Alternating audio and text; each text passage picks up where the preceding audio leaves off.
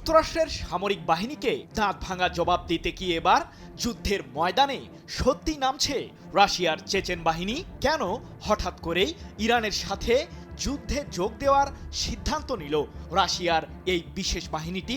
টানা কয়েকদিন ধরেই গুঞ্জন ছিল যুদ্ধের ময়দানে ইহুদিবাদীদের বিরুদ্ধে লড়তে ইরানকে ক্রমাগত সহযোগিতা করছেন রুশ প্রেসিডেন্ট ভ্লাদিমির পুতিন।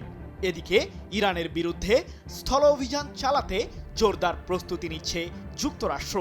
এরই মাঝে কয়েক হাজার মার্কিন সেনা মধ্যপ্রাচ্যে পৌঁছেছে। যুদ্ধের পরিধি কি তাহলে বাড়তে চলেছে? প্রশ্ন হলো, চেচেন বাহিনী যোগ দিলে যুদ্ধের ময়দানে ইরান ঠিক কতটা শক্তিশালী হতে যাচ্ছে? মার্কিন প্রেসিডেন্ট ডোনাল্ড ট্রাম্পের ষড়যন্ত্র এখন কেবল ইরানের পারমাণবিক কেন্দ্র ও ক্ষেপণাস্ত্র কর্মসূচি ধ্বংস করার মধ্যেই সীমাবদ্ধ নেই। ইরানের তেল সমৃদ্ধ খারক দ্বীপের দখল নিতে মরিয়া হয়ে পড়েছে যুক্তরাষ্ট্র। ইরানের প্রায় 90% জ্বালানি তেল রপ্তানির হাব হিসেবে পরিচিত এই দ্বীপটি।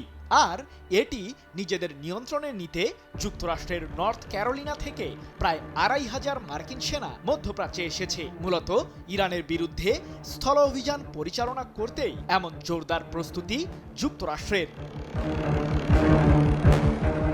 কিন্তু ইরানের জ্বালানি তেলের নিয়ন্ত্রণ মার্কিন প্রশাসনের হাতে চলে গেলে যে রাশিয়ার জন্যও সেটা সমান ক্ষতির কারণ হবে, সে বিষয়টি হাড়ে হাড়ে টের পেয়েছেন পুতিন। তাই তো তার ঘনিষ্ঠ বন্ধু ও রাশিয়ার চেচেন প্রজাতন্ত্রের প্রধান রমজান কাদিরভ ইরানের উদ্দেশ্যে বাহিনী পাঠানোর ঘোষণা দিয়েছেন। মূলত যুদ্ধের ময়দানে ইরানের সশস্ত্র বাহিনীর শক্তি বৃদ্ধি করতেই এমন উদ্যোগ নিয়েছেন রমজান কাদিরভ। 31 মার্চ এক প্রতিবেদনে বিষয়টি নিশ্চিত করেছে ইরানের রাষ্ট্রীয় সম্প্রচার মাধ্যম প্রেস টিভি। সমরবিদদের ধারণা, রমজান কাদিরভের অনুগত চেচেন বাহিনীতে 50,000-এরও বেশি সদস্য রয়েছে।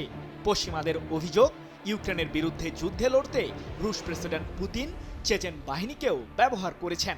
তবে প্রশ্ন হলো, ইরানে কেন যাবে রমজান কাদিরভের বিশেষ এই বাহিনী? ইরানের বিরুদ্ধে চলমান যুদ্ধের ময়দানে যুক্তরাষ্ট্র ইসরায়েলকে সরাসরি সমর্থন জানিয়েছেন ইউক্রেনের প্রেসিডেন্ট ভলোদিমির জেলেনস্কি। এমনকি কিয়েভ থেকে মধ্যপ্রাচ্যে আত্মঘাতী ড্রোন তৈরি সংক্রান্ত বিশেষজ্ঞদের একটি টিম পাঠানোর ঘোষণাও দিয়েছেন জেলেনস্কি, যাকে ঘিরে জাতিসংঘে নালিশও দিয়েছেন আন্তর্জাতিক এই সংস্থাটিতে নিযুক্ত ইরানের স্থায়ী প্রতিনিধি আমির সাইদ ইরাভানি।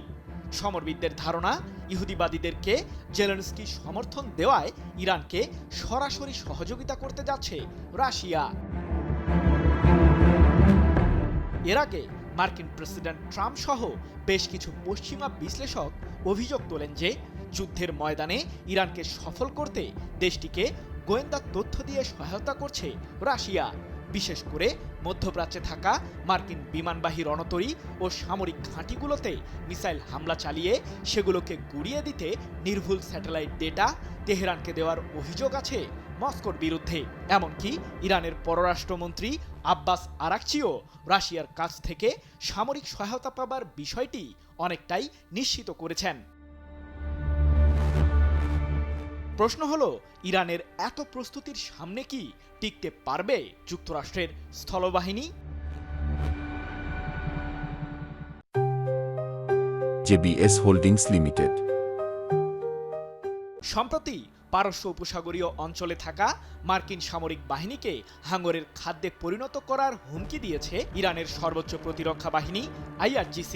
এ প্রসঙ্গে বাহিনীটির মুখপাত্র ইব্রাহিম জুলফাকারি বলেছেন, আমাদের দেশের বিরুদ্ধে যুক্তরাষ্ট্র স্থলবাহিনী পাঠালে তাহলে সেটা তাদের জন্যই গুরুতর ও অপমানজনক পরিণতি বয়ে আনবে।